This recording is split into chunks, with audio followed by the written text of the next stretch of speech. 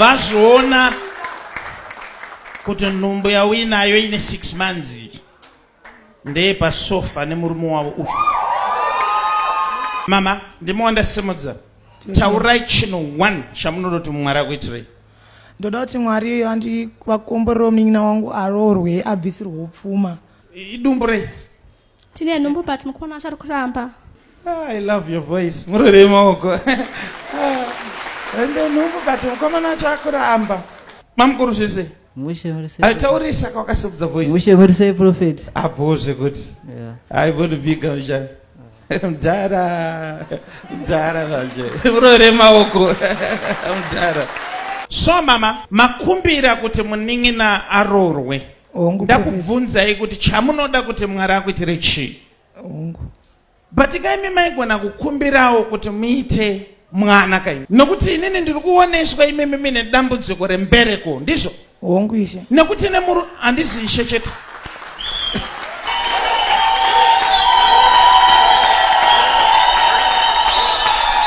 All right. Bamukuru. Munoti kuti mudzimai wenyu instead kuti akumbira kuti avaite muite vana atarida kuti ushu aroorwe. Munoti kudii nazvo? Ndoona chakaipa prophet kuti vabatsire mainini vapindomba mavo. Nekuti pane mukomana anonzi Weli anga achitipromisa kuda kuvabvisira mari this year. Saka ndada kuti wangobatsirwa zvavo vagare nemurume. Weli wacho ndiye here murume muridzi wenhumbu?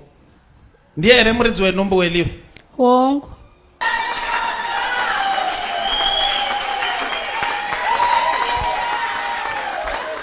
Weli makambomona here? Ndakambomona mwedzi watabva uyo. Aiti chii?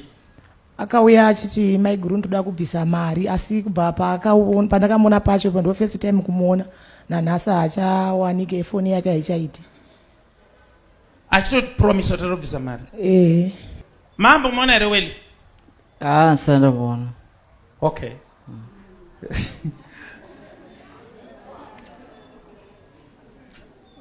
Now mama, Hongu prophet. mati Weli asudayira phone. Okay. Nditorero chair.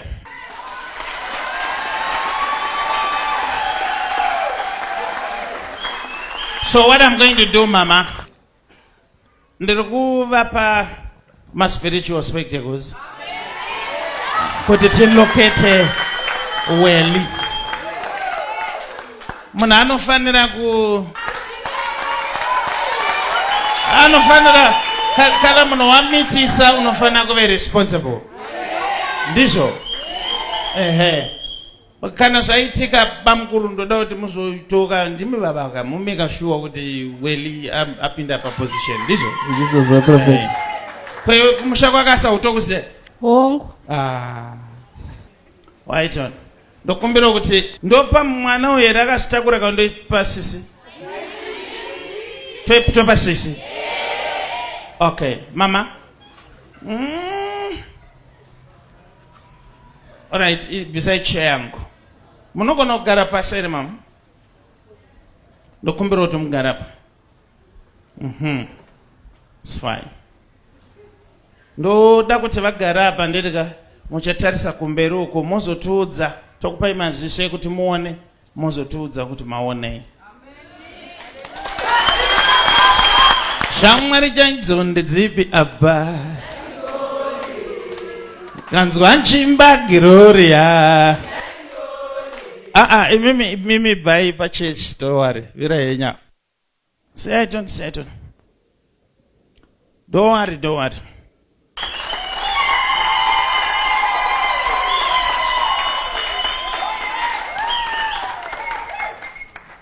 Now, this is not an attack, but she fainted because of what she saw. So maasha ndokumbira kuti muva tsagiroka na paseri petenda, paseri pane mepo, because even if I prayed, she fainted. Munyatsova takura zvakanaka, muvaisa zvakanaka ipapo. Imimi vaviri swedera.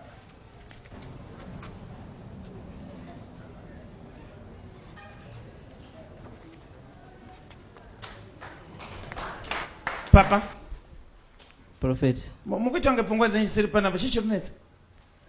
Dziri pano. Are you sure? Yeah. All right. Do you love your wife. Ndomuda singaita. Mudzimai wenyu. Unoda here sisi wako? Sisi wangu ndinobada zvisingaite. Vachamuka here posi mama wakafa nekudona. Mama wakafa nekudona? Hongu. That's why you're worried. Yes. Okay. Muroere mao.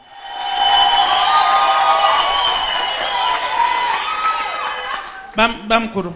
Prophet. Mudzimai wenyu mati munomuda. Ndimi makamutsvaga mega. Ndijai ndakareba. Ndizvozvo. Mumuda akadaro. Ndimepo yenyu. Ndizvozvo chaivo. My name?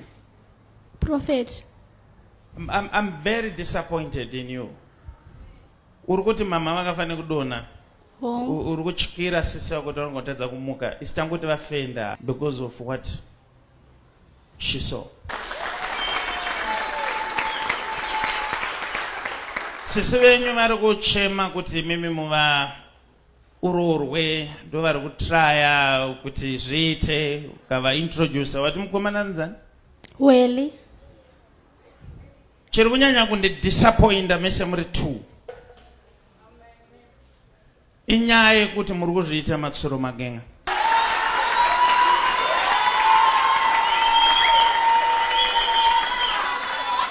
Your sister saw everything.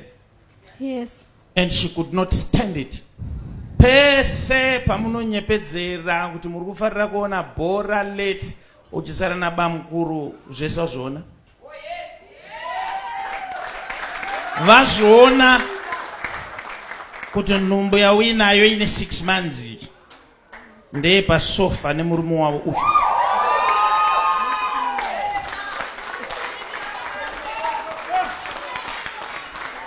Iwewe ndiwo wakahaya Weli kuti aite unge mukomana weAva. But listen to this. Wanga uchizviziva here kuti Weli akasvitsa shoko kuna mainini wako? Ndasingazivi asi ndakamboona nhamba dzake mufoni mamainini handamboisa musoro. In fact haana kusvitsa shoko chete, akutodyawo mainini. Uchibva panapa iwewe, handi mama agara pamwe chete? Hongu. Ndoda kuti utsvage cheya yako ugare muservice ndipedze service uripo, zvimwe ungatendeuke. Iwewe uchibva panapa iwewe, enda kwakarara mukadzi wako kwaafenda uko. Basa rako nderekunyengetedza. Izvozvo. Kana amuka. Izvozvo prophet. Iwewe uchabva panapa tapedza service ipo nanga kumushande ndikukuona pamba pasisi.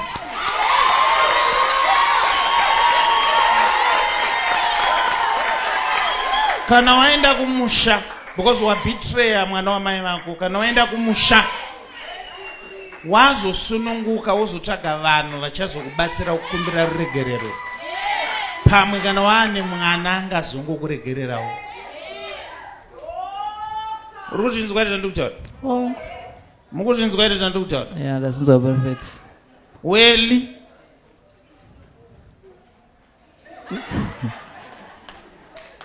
akakuti chiweni?